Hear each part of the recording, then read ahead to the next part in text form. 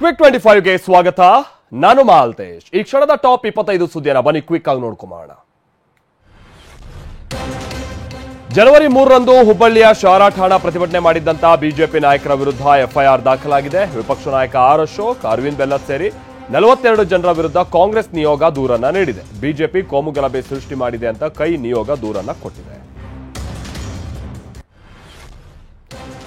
ಹುಬ್ಬಳ್ಳಿಯಲ್ಲಿ ಶ್ರೀಕಾಂತ್ ಪೂಜಾರಿ ಬಂಧನಕ್ಕೆ ವಿಪಕ್ಷ ನಾಯಕ ಆರ್ ಅಶೋಕ್ ತೀವ್ರ ವಾಗ್ದಾಳಿಯನ್ನ ನಡೆಸಿದ್ದಾರೆ. ರಾಜ್ಯದಲ್ಲಿ ತುರ್ತು ಪರಿಸ್ಥಿತಿ ಘೋಷಣೆಯಾಗಿದೆ. ರಾಮ ಭಕ್ತರನ್ನ ಹುಡುಕಿ ಅರೆಸ್ಟ್ ಮಾಡ್ತಾ ಇದ್ದಾರೆ. ಸೋನಿಯಾ, ರಾಹುಲ್ ಸೂಚನೆಯಿಂದ ಇಂಥ ನೀಚತನಕ್ಕೆ ಇಳಿದಿದ್ದೀರಿ. ನಾನು ಕರಸೇವಕ, ತಾಕತ್ತಿದ್ರೆ ಧೈರ್ಯ ಇದ್ರೆ ನನ್ನನ್ನು ಬಂಧಿಸಿ ಅಂತ ಸವಾಲು ಹಾಕಿದ್ದಾರೆ. ಹುಬ್ಬಳ್ಳಿ ಗಲಭೆ ಆರೋಪಿ ಶ್ರೀಕಾಂತ್ ಪೂಜಾರಿ ಬಂಧನಕ್ಕೆ ಬಿಜೆಪಿ ತೀವ್ರ ವಿರೋಧವನ್ನ ವ್ಯಕ್ತಪಡಿಸಿದೆ. ಶ್ರೀಕಾಂತ್ ಮೇಲಿನ 16 ಕೇಸ್ಗಳಲ್ಲಿ 15 ಕೇಸ್ ಖುಲಾಸೆಯಾಗಿದೆ. ರಿಲೀಸ್ ಆಗಿರೋ ವ್ಯಕ್ತಿಯನ್ನ ಅಪರಾಧಿ ಅಂತ ಹೇಳ್ತಿರೋದು ತಪ್ಪು ಅಂತ ಹುಬ್ಬಳ್ಳಿಯಲ್ಲಿ ಬಿಜೆಪಿ ಶಾಸಕ ಮಹೇಶ್ ತೆಂಗಿನಕಾಯಿ ಕಿಡಿಕಾರಿದ್ದಾರೆ.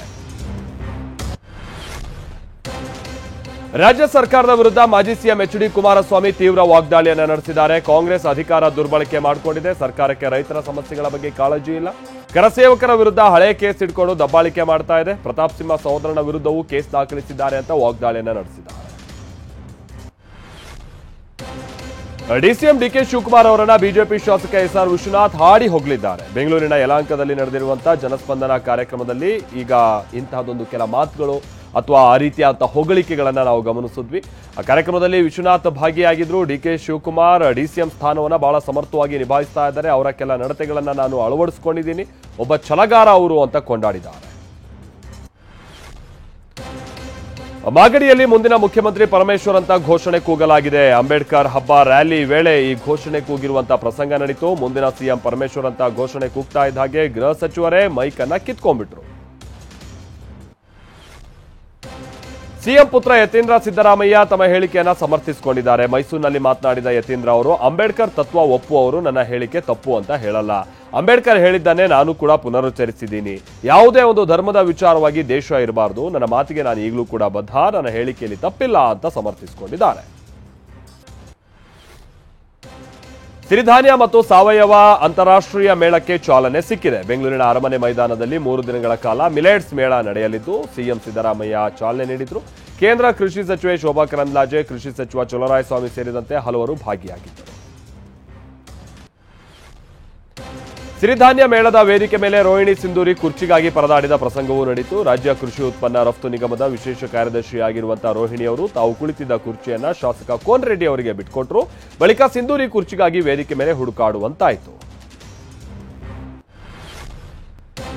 ಪಾಪಿ ಪತಿಯೋರ್ವ ಮೈಸೂರಿನಲ್ಲಿ ಪತ್ನಿ ಮೇಲೆ ಮಾರಣಾಂತಿಕ ಹಲ್ಲೆ ಮಾಡಿದ್ದಾನೆ. ಪತ್ನಿ ಬೇರೆಯವರ ಜೊತೆ ಹೆಚ್ಚಾಗಿ ಮಾತನಾಡ್ತಾಳೆ ಅಂತ ಅನುಮಾನಗೊಂಡಂತ ಆರೋಪಿ ಪ್ರಕಾಶ್ ಪತ್ನಿ ದೇವಮಣಿ ಮೇಲೆ ಮಚ್ಚಿನಿಂದ ಹಲ್ಲೆ ಮಾಡಿದ್ದಾನೆ. ನಂಜನಗೂಡು ತಾಲೂಕಿನ ರಾಂಪುರ ಗ್ರಾಮದಲ್ಲಿ ಘಟನೆ ನಡೆದಿದೆ. ದೇವಮಣಿ ಕೈ, ಕುತ್ತಿಗೆ, ತಲೆಗೆ ಗಂಭೀರವಾಗಿ ಗಾಯಗಳಾಗಿದೆ. ಆರೋಪಿ ಸದ್ಯ ಅರೆಸ್ಟ್ ಆಗಿದ್ದಾನೆ. ಬೆಂಗಳೂರಿನ ರಾಜಭವನ ರಸ್ತೆಯಲ್ಲಿರುವಂತಹ ಸ್ಟಾರ್ ಹೋಟೆಲ್ ಊಟದಲ್ಲಿ ಜಿರಳೆ ಪತ್ತೆಯಾಗಿದೆ. ಊಟಕ್ಕೆ ಅಂತ ಹೋಗಿದ್ದ ಹೈಕೋರ್ಟ್ನ ವಕೀಲೆ ಶೀಲಾ ದೀಪಕ್ ಪನ್ನೀರ್ ಗ್ರೇವಿಯನ್ನು ಆರ್ಡರ್ ಮಾಡಿದ್ರು. ಈ ವೇಳೆ ಊಟದಲ್ಲಿ ಜಿರಳೆ ಪತ್ತೆಯಾಗಿದೆ.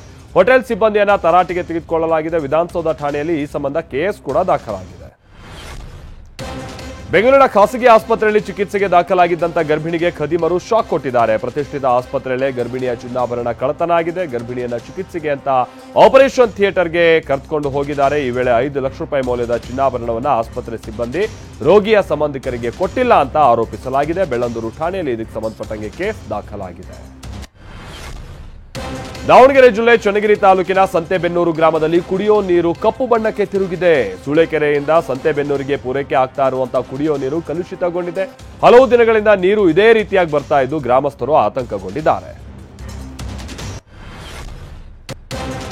ಗೊಲ್ಲರ ಬೀದಿಗೆ ಬಂದಂತ ದಲಿತ ಯುವಕನ ಮೇಲೆ ಹಲ್ಲೆ ಮಾಡಿದ್ದಂತ 4 ಆರೋಪಿಗಳು ಅರೆಸ್ಟ್ ಆಗಿದ್ದಾರೆ. ಶಿವರಾಮ್, ರಾಜಪ್ಪ, ಶಂಕರ್, ತಮ್ಮಯ್ಯ ಅನ್ನೋರನ್ನ ಪೊಲೀಸರು ಬಂಧಿಸಿದ್ದಾರೆ. ತಲೆಮರೆಸಿಕೊಂಡಿರುವಂತಹ 11 ಜನರ ಬಂಧನಕ್ಕೆ ಪೊಲೀಸರು ಬಲೆ ಬೀಸಿದ್ದಾರೆ. ಜನವರಿ 1ನೇ ತಾರೀಕಿನಂದು ಚಿಕ್ಕಮಗಳೂರು ಜಿಲ್ಲೆ ತರೀಕೆರೆ ತಾಲೂಕಿನ ಗೇರಮರಡಿ ಗ್ರಾಮದ ಗೊಲ್ಲರ ಬೀದಿಯಲ್ಲಿ ಘಟನೆ ನಡೆದಿತ್ತು. ದಲಿತ ಬಂದಿದ್ದಕ್ಕೆ ದೇವಸ್ಥಾನಕ್ಕೆ ಮೈಲಿಗೆ ಆಗಿದೆ ಅಂತ ಹಲ್ಲೆ ನಡೆಸಲಾಗಿತ್ತು. ತಾಳಿ ಕಟ್ಟೋ ಹೊತ್ತಲ್ಲೇ ಬಂದಂತ ಪ್ರೇಯಸಿ ಕಲ್ಯಾಣ ಮಂಟಪದಲ್ಲಿ ಹೈಡ್ರಾಮಾ ಮಾಡಿಬಿಟ್ಲು. ದಕ್ಷಿಣ ಕನ್ನಡ ಜಿಲ್ಲೆ ಉಳ್ಳಾಲ ತಾಲೂಕಿನ ಬೀರಿ ಬಳಿ ಘಟನೆ ನಡೆದಿದೆ. ಕೇರಳ ಮೂಲದ ಅಕ್ಷಯ್ಗೆ ಮಂಗಳೂರು ಮೂಲದ ಯುವತಿಯ ಜೊತೆ ಮದುವೆ ನಡೀತಾ ಇತ್ತು. ಈ ವೇಳೆ ಪೊಲೀಸರ ಜೊತೆ ಎಂಟ್ರಿ ಕೊಟ್ಟಂತ ಮೈಸೂರು ಮೂಲದ ಯುವತಿ ನನಗೆ ಆತ ಮೋಸ ಮಾಡಿದ್ದಾನೆ, ನನ್ನನ್ನೇ ಮದುವೆ ಆಗ್ತೀನಿ ಅಂತ ಆತ ವಂಚಿಸಿದ್ದಾನೆ, ಅತ್ಯಾಚಾರ ಎಸಗಿದ್ದಾನೆ ಅಂತ ಆರೋಪ ಮಾಡಿದ್ದಾಳೆ. ಕಲ್ಯಾಣ ಮಂಟಪದ ಹೊರಗೆ ಮೈಸೂರು ಮೂಲದ ಮಾಜಿ ಲವರ್ ಗಲಾಟೆ ಮಾಡ್ತಾ ಇದ್ರೆ ಇತ್ತ ವಧುವಿಗೆ ಆರೋಪಿ ವರ ತಾಳಿ ಕಟ್ಟಿ ಎಸ್ಕೇಪ್ ಆಗ್ಬಿಟ್ಟಿದ್ದಾನೆ. ತಾಳಿ ಕಟ್ತಾ ಇದ್ದಾಗೆ ಕಿಡ್ನಿಯಲ್ಲಿ ಕಲ್ಲಿದೆ, ಆಸ್ಪತ್ರೆಗೆ ಹೋಗ್ಬೇಕು ಅಂತ ನೆಪ ಹೇಳಿ ಎಸ್ಕೇಪ್ ಆಗ್ಬಿಟ್ಟಿದ್ದಾನೆ. ಕೇರಳ ಪೊಲೀಸರು ಆರೋಪಿಯನ್ನ ಬಂಧಿಸುವ ಸಾಧ್ಯತೆ ಇದ್ದು ಆರೋಪಿ ಅಕ್ಷಯ್ ಕೇರಳಕ್ಕೆ ಪರಾರಿಯಾಗಿದ್ದಾನೆ.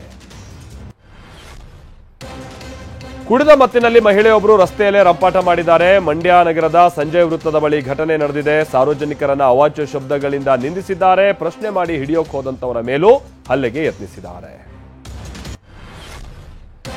ಬಾಗಲಕೋಟೆ ಜಿಲ್ಲೆಯಲ್ಲಿ ಬೈಕ್ ಸವಾರರು ಕಡ್ಡಾಯವಾಗಿ ಹೆಲ್ಮೆಟ್ ಧರಿಸುವಂತೆ ಪೊಲೀಸರು ಜಾಗೃತಿ ಮೂಡಿಸ್ತಾ ಇದ್ದಾರೆ. ಬೈಕ್ ಸವಾರ ಹಾಗೆ ಹಿಂಬದಿಯ ಸವಾರರಿಗೂ ಹೆಲ್ಮೆಟ್ ಕಡ್ಡಾಯಗೊಳಿಸಲಾಗಿದೆ. ನಿಯಮ ಕಟ್ಟುನಿಟ್ಟಾಗಿ ಪಾಲಿಸೋದಕ್ಕೆ ಪೊಲೀಸ್ ಇಲಾಖೆ ಸೂಚನೆಯನ್ನ ನೀಡಿದೆ. ಸ್ವತಃ ಎಸ್ಪಿ ಅಮರನಾಥ್ ರೆಡ್ಡಿ ಅಭಿಯಾನಕ್ಕೆ ಚಾಲನೆಯನ್ನ ನೀಡಿದ್ದಾರೆ. ಕೊಡಗಿನಲ್ಲಿ ಅಕಾಲಿಕ ಮಳೆಗೆ ಕಟಾವು ಮಾಡಿದ್ದಂತ ಭತ್ತ, ಕಾಫಿ ಬೆಳೆ ಹಾನಿಯಾಗಿದೆ. ಕಟಾವು ಮಾಡಿದ್ದಂತ ಪೈರು ಗದ್ದೆಯಲ್ಲೇ ಉದುರಿ ಮೊಳಕೆ ಒಡೆಯುವ ಆತಂಕ ಮೂಡಿದೆ. ರಾಸುಗಳಿಗೆ ಹುಲ್ಲು ಕೂಡ ಸಿಗದಂತ ಸ್ಥಿತಿ ಎದುರಾಗಿದೆ. ಕೊಯ್ಲು ಮಾಡಲಾದಂತ ಕಾಫಿಗೂ ಅಕಾಲಿಕ ಮಳೆಯ ಹೊಡೆತ ನೀಡಿದೆ. 1993ರ ಮಹಾರಾಷ್ಟ್ರ ಬಾಂಬ್ ದಾಳಿಯ ಪ್ರಮುಖ ಆರೋಪಿ ದಾವೂದ್ ಇಬ್ರಾಹಿಂಗೆ ಸೇರಿದಂತ 4 ಆಸ್ತಿಯನ್ನ ಮುಂಬೈನ ಆದಾಯ ತೆರಿಗೆ ಕಚೇರಿಯಲ್ಲಿ ಹರಾಜು ಹಾಕೋದಕ್ಕೆ ವ್ಯವಸ್ಥೆ ಮಾಡಲಾಗಿದೆ. ಮಹಾರಾಷ್ಟ್ರ ಸ್ಫೋಟ ಪ್ರಕರಣಕ್ಕೆ ಸಂಬಂಧಪಟ್ಟ ಹಾಗೆ ಈಗ ಆಲ್ರೆಡಿ ದಾವೂದ್ ಇಬ್ರಾಹಿಂಗೆ ಸೇರಿದಂತ ಹಲವಾರು ಆಸ್ತಿಗಳನ್ನು ಮುಟ್ಟುಗೋಲು ಹಾಕಿಕೊಳ್ಳಲಾಗಿತ್ತು. ಇತ್ತೀಚೆಗಷ್ಟೇ ಪಾಕಿಸ್ತಾನದಲ್ಲಿ ದಾವೂದ್ ಮೃತಪಟ್ಟುಬಿಟ್ಟಿದ್ದಾನೆ ಎನ್ನುವಂತ ವದಂತಿ ಕೂಡ ಹಬ್ಬಿತ್ತು. ಮದ್ಯ ನೀತಿಯಲ್ಲಿ ಅಕ್ರಮ ಪ್ರಕರಣಕ್ಕೆ ಸಂಬಂಧಪಟ್ಟ ಹಾಗೆ ಕಳೆದ 11 ತಿಂಗಳಿಂದ ಜೈಲಿನಲ್ಲಿರುವಂತಹ ದೆಹಲಿಯ ಮಾಜಿ ಡಿಸಿಎಂ ಮನೀಶ್ ಸಿಸೋಡಿಯಾಗೆ ಸಿಎಂ ಅರವಿಂದ್ ಕೇಜ್ರಿವಾಲ್ ಭಾವುಕರಾಗಿ ಬರ್ತ್ಡೇ ವಿಶ್ ಮಾಡಿದ್ದಾರೆ. ನಮ್ಮ ನಡುವಿನ ಸ್ನೇಹ ತುಂಬಾ ಹಳೆಯದ್ದಾಗಿದ್ದು ಇನ್ನಷ್ಟು ಗಟ್ಟಿಯಾಗಿದೆ. ಕುತಂತ್ರಿಗಳು ಎಷ್ಟೇ ಪ್ರಯತ್ನ ಪಟ್ಟರೂ ಈ ನಂಬಿಕೆ, ಪ್ರೀತಿ, ಸ್ನೇಹ ಎಂದಿಗೂ ಕೊನೆಯಾಗುವುದಿಲ್ಲ ಅಂತ ಸೋಷಿಯಲ್ ಮೀಡಿಯಾದಲ್ಲಿ ಬರೆದುಕೊಂಡಿದ್ದಾರೆ.